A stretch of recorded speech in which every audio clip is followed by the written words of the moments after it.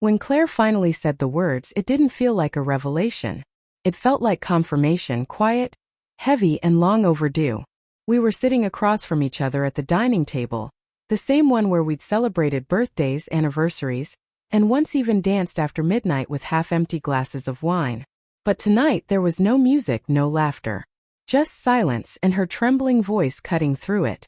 "I don't know if I'm still sure about us," she said softly, her eyes refusing to meet mine. She looked down at her hands, fingers twisting the silver ring I'd given her 6 years ago. For a moment I just watched her. Not with anger, not even sadness, just an exhausted calm that comes when you've already lived the heartbreak before it happens. I should have been shocked, maybe even begged her to reconsider.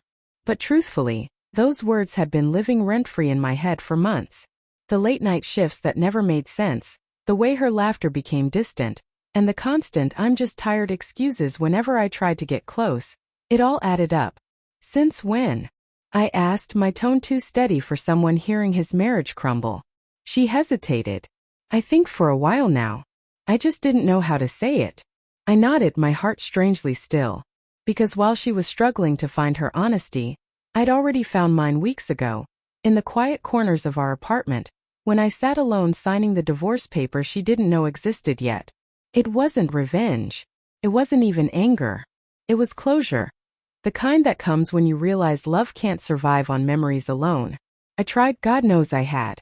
Every dinner, every weekend getaway, every attempt to reach her.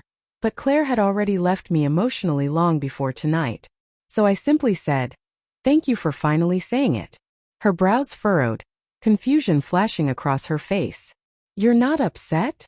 I gave a faint smile. "I was once. Not anymore." The silence that followed was sharp, uncomfortable. She looked at me like she was waiting for the explosion, the argument, the tears.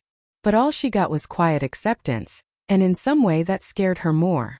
Because for the first time, she realized she wasn't in control of this ending anymore. Claire's confusion deepened as she searched my face for a reaction.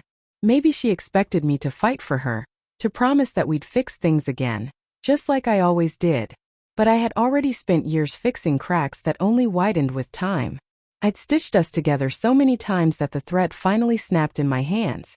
She leaned forward slightly. "So what happens now?" I exhaled slowly. "Now? You can stop pretending you're trying. And I can stop pretending I don't notice." Her eyes widened. "What's that supposed to mean?"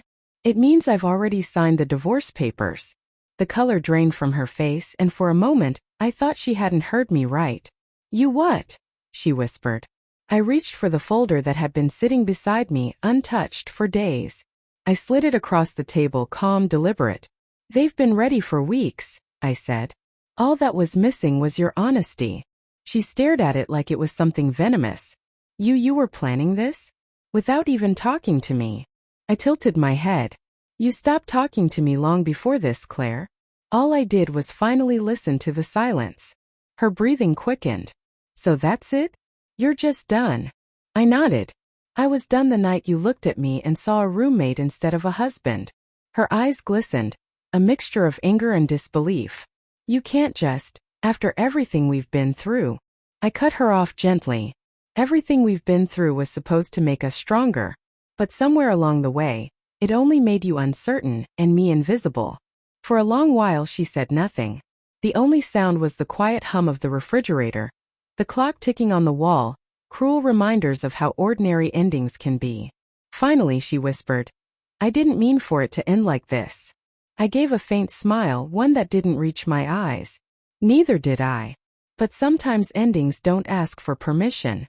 She reached for the folder, opening it slowly, her hands trembling. The reality of it settled in the air, thick, undeniable. I could see the memories flashing behind her eyes. Our first apartment, the road trips, the late-night confessions. But nostalgia doesn't heal what's already broken. As she closed the folder and looked at me again, her voice cracked. "So that's it then?" "Yes," I said softly. "That's it." Claire sat there motionless, her fingers still resting on the folder like it might burn her if she moved. Her lips parted as if she wanted to speak, but no words came. For once, the woman who always had something to say had nothing left. I stood up slowly, the chair scraping softly against the floor. A sound that somehow felt final, like the closing note of a long, painful song. "I didn't think you'd ever give up on us," she whispered finally. I looked at her, and in that moment, I didn't see the woman who betrayed me with her doubts.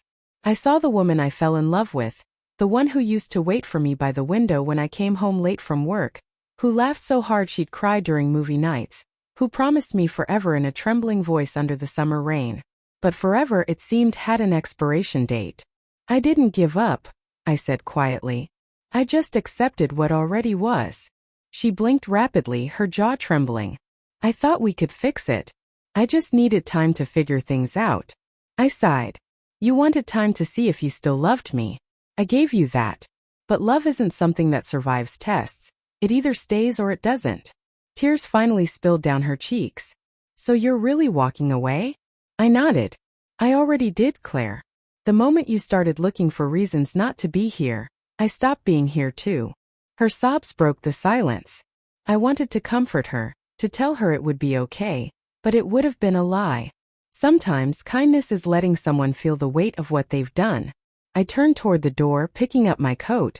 She called my name once softly, like she used to when she'd wake up from a bad dream. I paused, waiting, hoping maybe she'd say something real, something that could have made a difference months ago. But all she managed was a trembling. "I didn't know you'd stop loving me." I turned slightly, meeting her tearful gaze. "I didn't stop loving you," I said. "You just stopped giving me a place to put it." And with that, I left. The cold air outside hit my face, sharp and clean. For the first time in years, I felt light, not happy, not free, just unburdened. Because love, when it's one-sided, becomes a kind of grief. And walking away wasn't losing her. It was finding myself again.